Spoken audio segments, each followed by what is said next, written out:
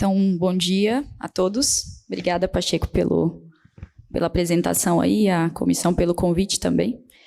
Eu vou falar um pouco sobre AVC hemorrágico no plantão. Vou tentar fazer uma abordagem mais prática, com alguns casos clínicos também, simulando aí o plantão de vocês. E o meu também, né? Então, eu não tenho nenhum conflito de interesse. Eu dividi a aula mais ou menos assim. Então, a gente vai falar primeiro o que é um AVC hemorrágico, os padrões principais de hemorragia intracraniana, as principais etiologias, as características que a gente tem que descrever de um hematoma, os sinais principais de chance de expansão e, por fim, 1 ou 2 exemplos de relatório. Então, primeiro falando do que é um AVC hemorrágico, né? Então, um AVC hemorrágico é um evento súbito, em que nós temos uma ruptura de um vaso sanguíneo, e na maioria dos artigos, esse AVC hemorrágico, essa localização do sangramento pode ser intracerebral ou subaracnoide. Só que os guidelines principais acabam dividindo esses dois grupos aí e acabam falando muito mais de hemorragia intracerebral espontânea, né? Aquele intracerebral. Mas, por definição, uma hemorragia subaracnoide ali aguda, uma hemorragia intracerebral, são ambos AVCs hemorrágicos.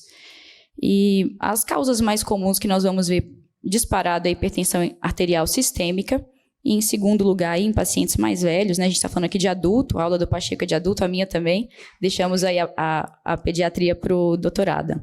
Então, segunda causa, angiopatia amiloide.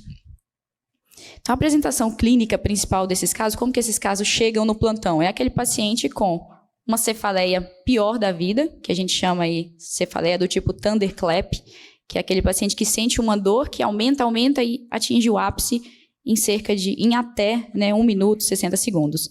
E, além disso, dependendo da localização desse AVC, se for num território ali cortical, por exemplo, pegando o trato córtico-espinhal, ele vai ter um déficit neurológico focal, a depender da localização. Para o padrão de hemorragia intracerebral, esse é o guideline mais recente, né? Ele até coloca... tem toda a conduta aí relacionada ao diagnóstico e também tratamento desses casos, então quem quiser se aprofundar, é esse guideline aqui. E quais são os padrões principais de hemorragia? Então, eu acabei focando em HSA e hemorragia intracerebral, nesse cenário aí de emergência, né? Então, a hemorragia subaracnoide, a causa mais comum é a causa traumática, que não é o nosso cenário aqui, a gente vai focar nas causas não traumáticas. Nas não traumáticas, a causa mais comum é a ruptura de aneurisma. E quando o sangue preenche aí esse espaço subaracnoide, que é principalmente nos sulcos cerebrais e nas fissuras. Já na hemorragia intracerebral, nós temos os padrões mais comuns. Ele pode ser central ou núcleo capsular e o padrão periférico, que tem etiologias bem diferentes, né? Então, começando, vamos falar de hemorragia subaracnoide, aquele paciente que chegou com a pior cefaleia da vida, pode ter rigidez de nuca, epilepsia e outras alterações também, né? A causa mais comum não traumática vai ser ruptura de aneurisma e outras causas aí, em crianças, principalmente uma formação vascular, pode ter um extravasamento através de um foco de hemorragia intraparenquimatosa, vasoconstrição cerebral, trombose venosa, dentre outras. Então, aqui, por exemplo, nós temos o envolvimento aí, esse sangue, né, essa hemorragia, preenchendo os sulcos corticais supratentoriais, mas também nas fissuras e predominantemente na base do crânio. Se fôssemos apostar aqui um local, uma causa para essa hemorragia, começando, né, uma hemorragia cisternal, bem espessa, então a causa possivelmente aneurismática. E se fôssemos para apostar uma localização onde é mais espesso aqui, é possivelmente nessa bifurcação de M1 à esquerda.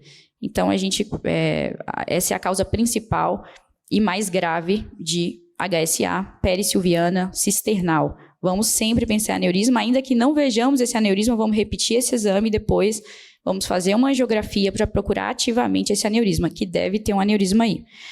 Outro padrão, que é relativamente benigno, é a hemorragia perimesencefálica.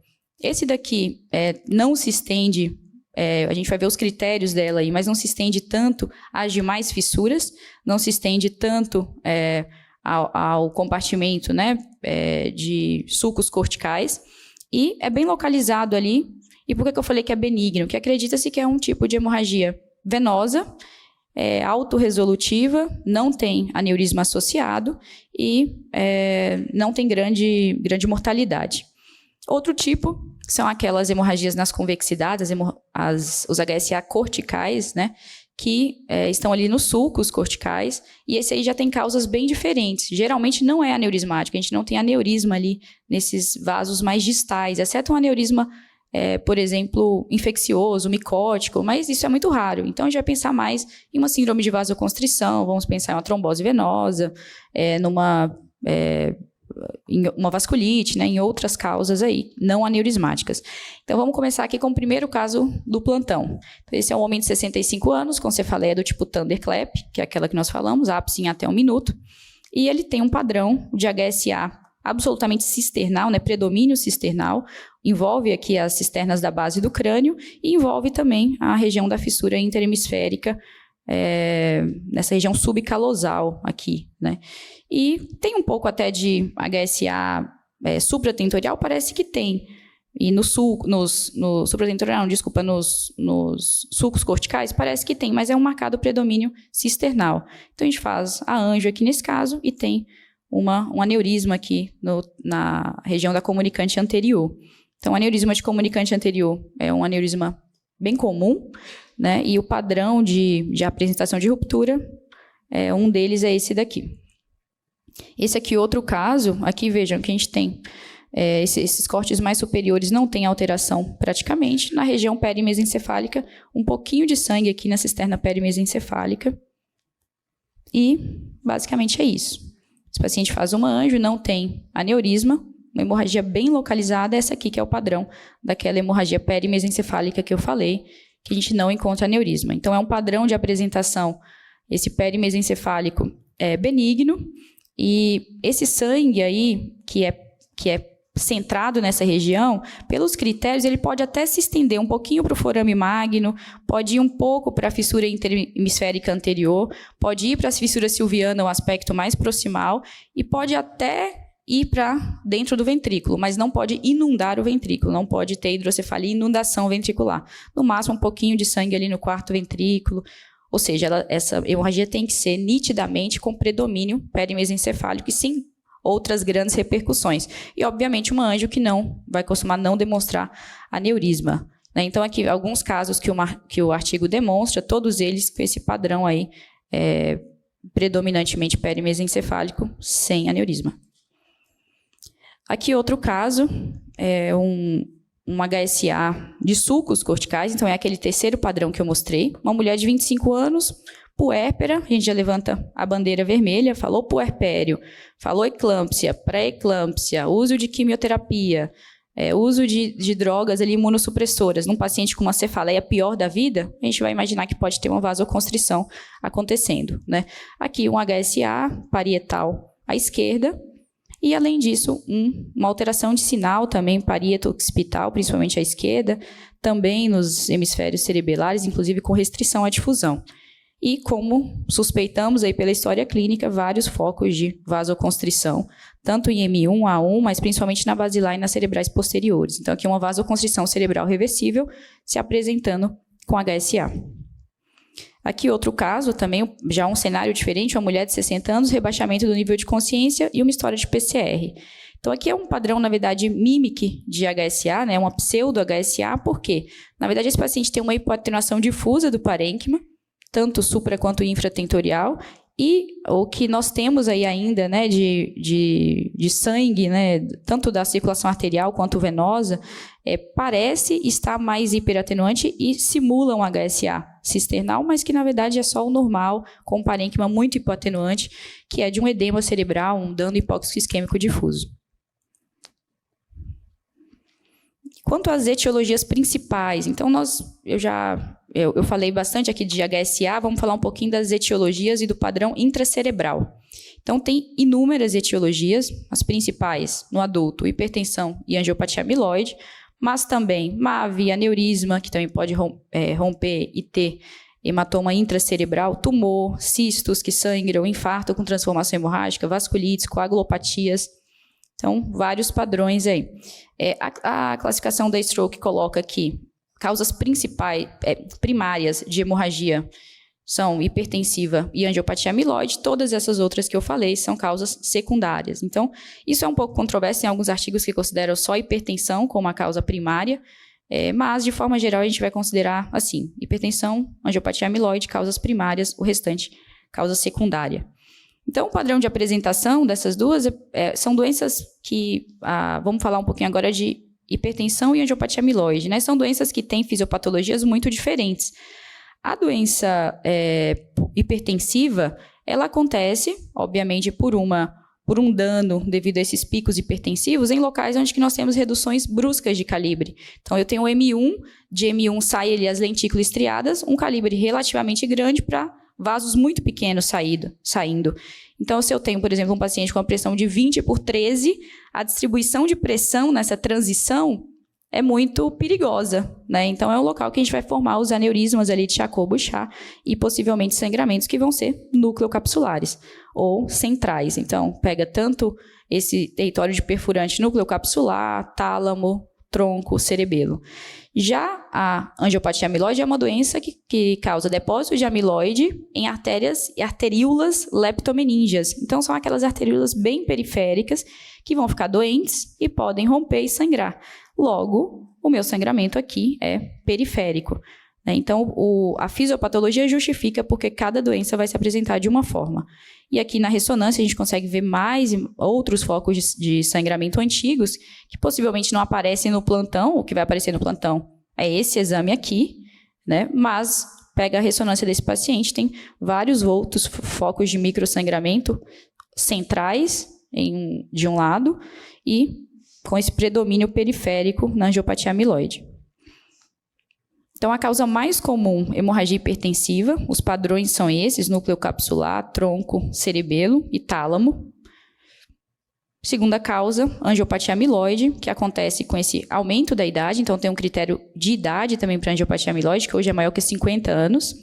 E esse sangramento por essa doença aí das arteríolas leptomeningeas é um sangramento com uma chance de recorrência muito grande, porque quase todos os vasos vão estar doentes. Não é muito o objetivo da aula, mas eu coloquei aqui só para a gente lembrar, né, os critérios de angiopatia amiloide cerebral. Então, os critérios iniciais levavam em conta basicamente microhemorragia e hemorragias lobares. Era isso. Depois foi acrescentada a siderose superficial nesse cenário e recentemente, de 2022 para 2023, os novos critérios também colocam critérios não hemorrágicos nos diagnósticos. Então, hoje a gente foi só acumulando critério, né? Hoje a gente tem microhemorragia, hematomas lobares periféricos, a idade é maior que 50 anos, então, para aumentar a sensibilidade, essa idade agora é essa. E, além disso, as alterações não hemorrágicas, que são, aqui quem quiser depois revisar o artigo, é esse daqui.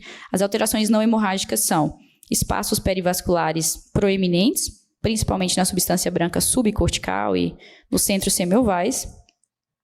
A siderose superficial, que era um critério, agora é siderose superficial multifocal, é um critério ainda mais específico. E foco de alteração do sinal de substância branca também com esse aspecto mais subcortical. Por que é subcortical? Porque a doença é leptomeninge, a doença é periférica, então as alterações parenquimatosas também vão ser periféricas. Próximo caso, uma mulher com cefaleia de forte intensidade, esse hematoma talâmico à esquerda. Então, esse aqui olhou, a primeira coisa que a gente tem que perguntar é: essa paciente tem hipertensão? Porque todo hematoma central nós vamos pensar, antes de mais nada, em hipertensão, ainda que seja muitas vezes uma criança, né? Ele pode ter uma síndrome nefrótica, uma síndrome hipertensiva, que também vai dar esse mesmo padrão de apresentação. Como que isso é na ressonância? Então, algumas dicas aí de ressonância. Os hematomas, eles têm apresentações bem heterogêneas na ressonância, a depender do tempo que você fez aquele exame. Mas algumas dicas que são importantes. Primeira coisa, os hematomas subagudos vão ter hipersinal em T1, que é o caso desse hematoma aqui, talâmico. Por que tem hipersinal em T1? Porque essa fase da hemoglobina, meta-hemoglobina, fica com hipersinal em T1. Outra coisa, as sequências melhores para a gente avaliar hematomas na ressonância vão ser as sequências gradiente-eco. Tem vários tipos de sequência gradiente-eco. Então, tem o T2 estrela, que é aquela sequência basal, lá padrão, mas nós temos sequências melhores gradiente-eco, que são principalmente o SW e o SWAN. Então, esse daqui, por exemplo, né, tem uma suscetibilidade magnética bem maior nesses tipos de sequências, depende da patente ali da marca, mas a gente consegue ver, se você fizer um paciente, por exemplo, com hipertensão num bom protocolo de SWI aí, a chance de a gente encontrar muitos outros focos, obviamente, vai ser maior. E a outra coisa que é um pitfall aí é que esses hematomas, eles restringem, porque o sangue pode restringir, né? É muito comum que restrinja, e a gente não vai encarar isso como AVC. A interpretação é sangue pode restringir e não vamos nos confundir aí com essa informação. Então, isso aqui é um hematoma classicamente hipertensivo.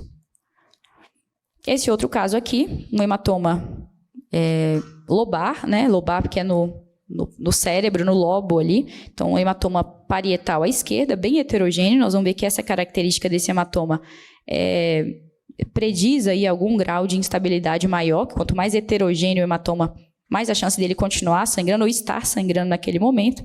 Depois de um tempo, esse paciente, depois de anos, ele faz outro exame e ele tinha sequelas aqui, uma sequela de hematoma insular e temporal à direita, vários focos de microhemorragia com esse predomínio periférico e siderose superficial, ou seja, classicamente uma angiopatia amiloide. Aqui é outro paciente, que só para lembrar de outros padrões de apresentação de angiopatia amiloide, era um paciente com alteração cognitiva, com mínimos focos de gliose no parênquima, sem grandes emoções, e tinha um ou outro foquinho no SWI aqui, 1, 2, 3, alguns focos de microhemorragia no SWI. Mas, nesse momento aqui, não nos emociona muito para uma angiopatia amiloide. Embora ele tivesse também aqui alguns espaços perivasculares ectasiados, dilatados na substância branca, mas na época que ele fez esse exame, esse critério não tinha entrado, então nem isso a gente valorizou muito. Pensou, é da idade aí, uns espaços perivasculares dilatados. E ele volta 7 meses depois, com uma confusão mental, e aí sim, nesse exame, além de surgirem novos focos de depósito de hemosiderina, ele tem também um padrão de siderose superficial, então tem um sangramento pial ali naquelas arteríolas leptomeníngeas que eu falei, só que tem muito edema associado.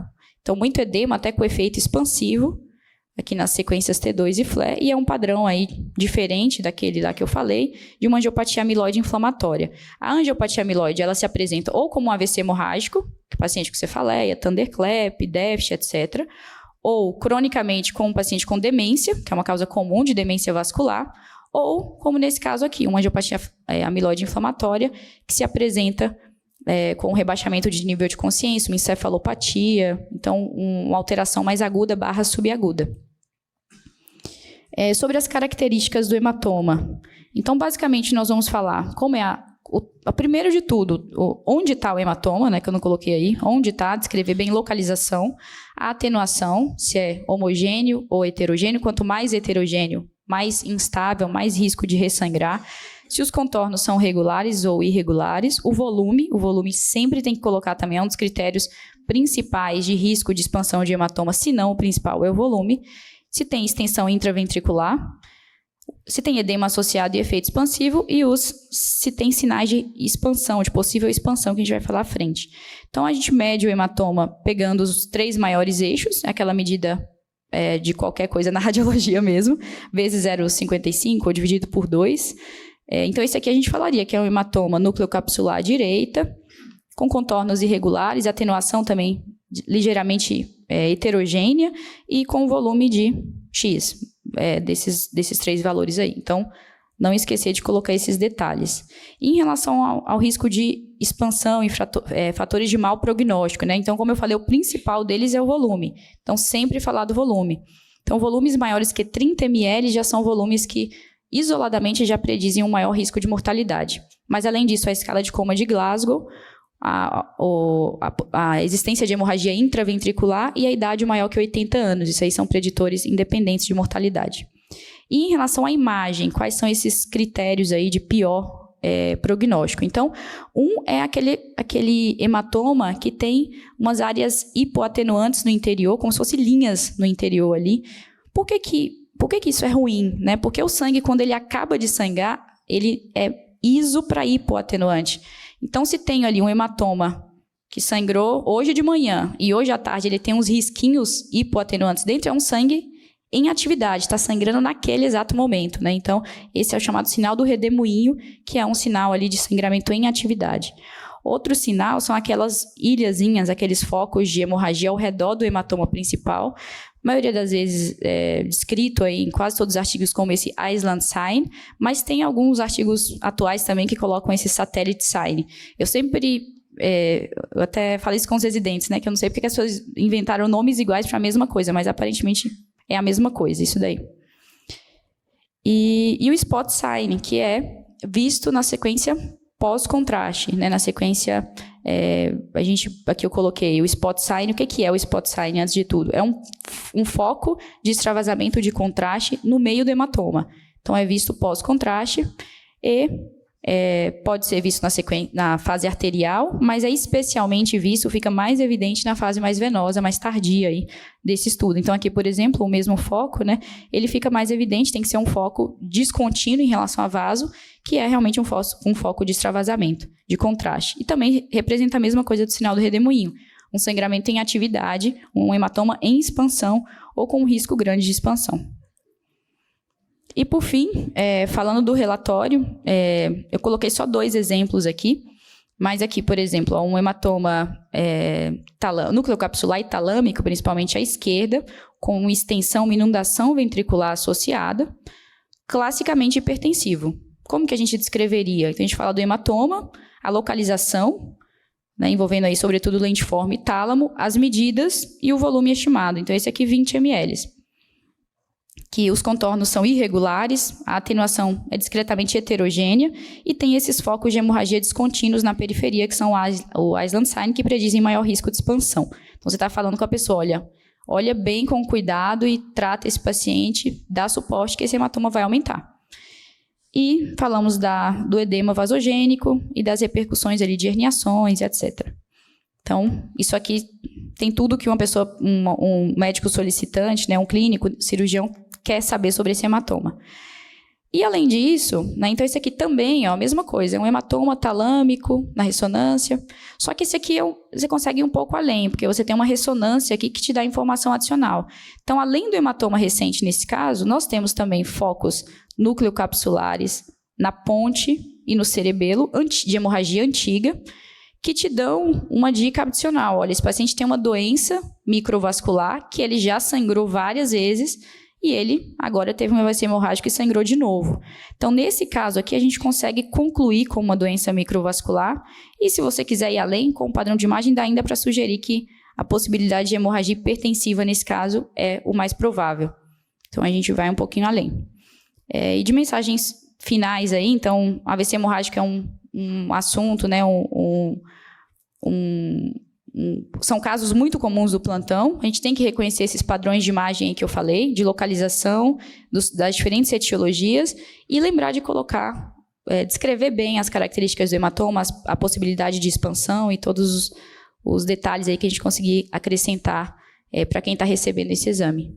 Tá? Muito obrigada.